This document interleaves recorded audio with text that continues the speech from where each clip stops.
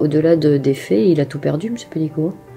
Il n'y a plus d'épouse, il n'y a plus d'enfants, il n'y a plus de petits-enfants. Il y en a même un qui est né pendant l'instruction et son incarcération qu'il n'a jamais vu.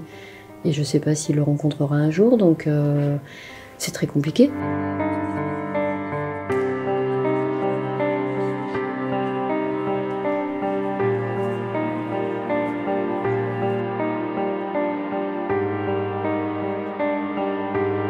À ce moment-là, il était incarcéré à l'établissement pénitentiaire de Marseille, au Baumette, et il cherchait un avocat. Il était à côté d'un homme qui lui a dit moi je vais mettre Zavaro, elle est bien, enfin je m'entends bien avec elle et ça se passe bien, donc appelle-la, enfin écris-lui, et tu verras, tu échangeras avec elle et tu verras si ça peut le faire ou pas. J'ai hésité 3 secondes et demie, c'est-à-dire que non.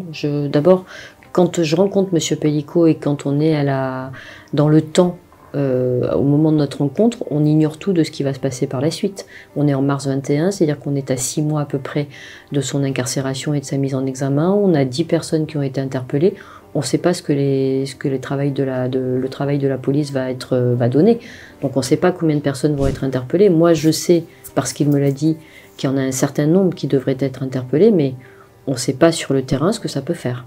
Donc j'ignore tout et j'ignore tout de l'emballement médiatique pour cause qui va se passer par la suite. Je prends la défense d'un homme, avec ses failles, avec ses imperfections, avec ses défauts, je prends la défense d'un homme. Voilà. Je crois que même humainement, on devrait tous faire pareil. C'est pas parce que l'homme a commis quelque chose de monstrueux qu'il est un monstre. Et je reste sur cet axe de défense en disant, je défends un homme, mais je vais vous expliquer les raisons pour lesquelles il a pu commettre cette monstruosité. Mais à mes yeux, il reste un homme.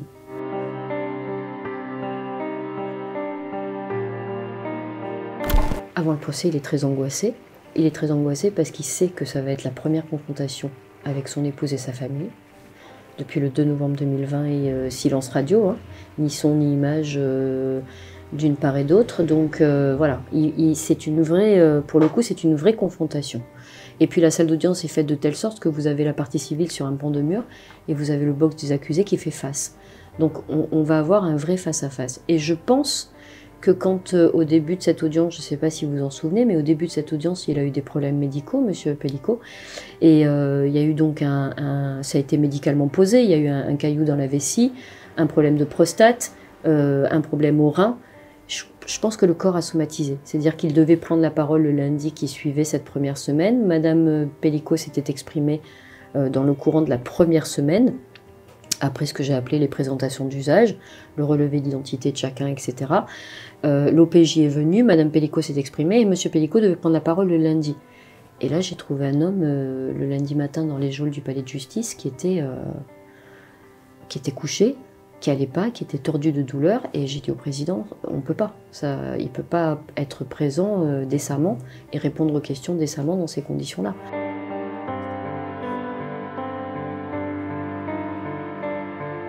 Le seul coéquipier que j'ai eu pendant cette audience, c'est M. Pellico. Au-delà de mon soutien personnel, hein, mais le seul coéquipier que j'ai eu dans cette salle d'audience, c'est M. Pellico.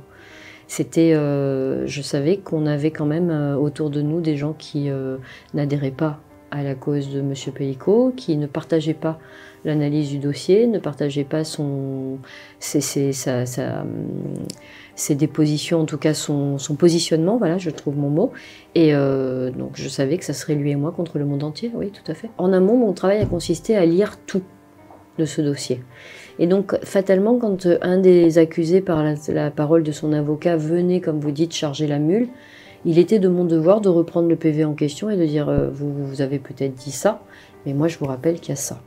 Et ça a été cet échange continuel et perpétuel de dire mais attendez, vous allez sur telle voie, mais dans le PV, on est allé sur une autre voie. C'est ça aussi le travail d'audience.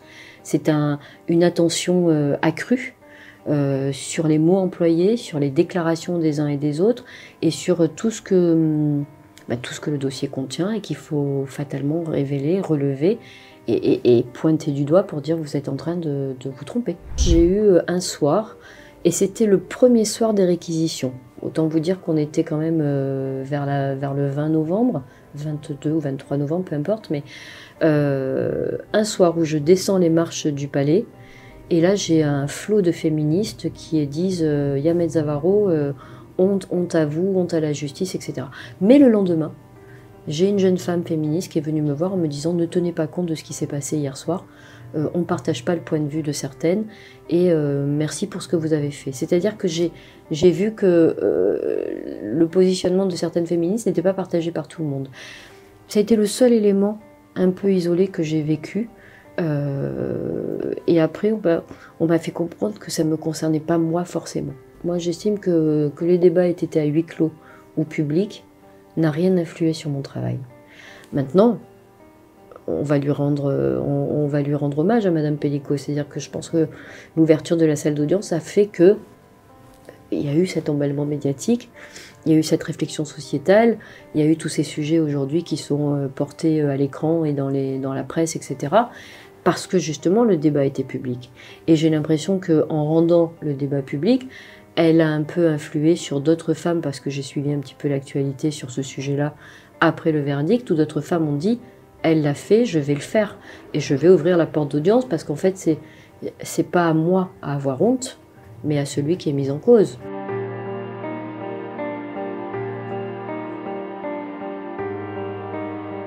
Le jour de cette audience-là, je lui ai dit « Monsieur Pellicot, on va faire comme si on n'était que tous les deux, dans le box avocat. On va oublier la cour, on va oublier le parquet, le greffe, les intervenants. On n'est que tous les deux et on va se parler comme on sait se parler tous les deux. » Et il m'a dit « Ben non, moi je ne sais pas comment ces photos sont arrivées là. » Voilà.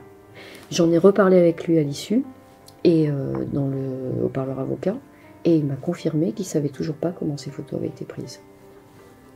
Je ne peux pas aller plus loin. À un moment donné, je suis un peu impuissante, je ne peux pas aller plus loin.